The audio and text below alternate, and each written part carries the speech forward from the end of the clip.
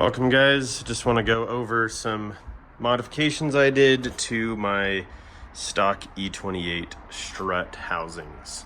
So, if anyone follows Sam the Jam on Instagram, you might have seen when he went to Road Atlanta last year, on a completely stock E28 strut, pushing it really hard on a racetrack with Hoosier R7s, he sheared the tube right off of the knuckle.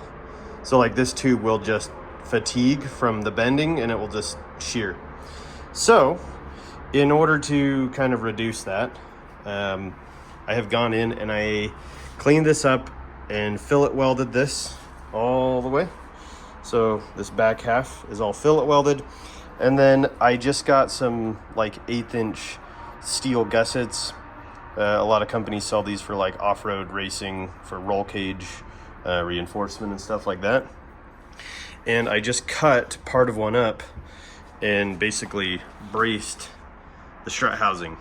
So you'll actually see this on like ground control coilovers like my E30 has here. They actually brace and triangulate the strut, and then they weld the back side of this, because essentially this is just kind of cantilevered off from factory, so it doesn't have anything other than this bottom weld from the factory to keep it steady.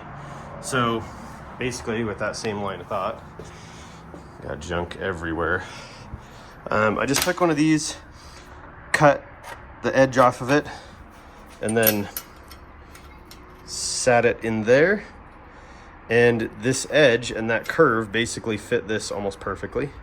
It's really nice. And then I just coped the edge of this so it wasn't completely straight, like a gap like that. I coped it up against that pipe, and now it's braced. So pretty easy to do. I used ER 316L filler rod. It's just what I had. You can use 309. Both are for dissimilar metals. You got this cast material, and then just mild steel, and then this is mild steel as well. So I double passed it. Double pass, not my best welds, but it's also going to some funky materials that were kind of fighting me, even as clean as I tried to get them.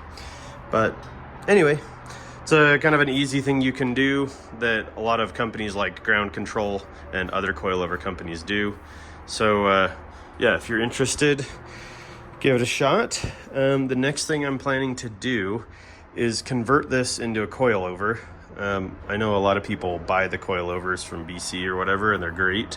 I have many friends with them, but I'm considering just cutting this and putting a coilover sleeve on it, with the same, keep the same strut insert, so the actual shock absorber stays in there, but you just put this on with a 2.5-inch ID diameter coil spring. So you can get them on Summit Racing or anywhere. IBOC, a bunch of people, QA1 sell the springs, and they just sit there.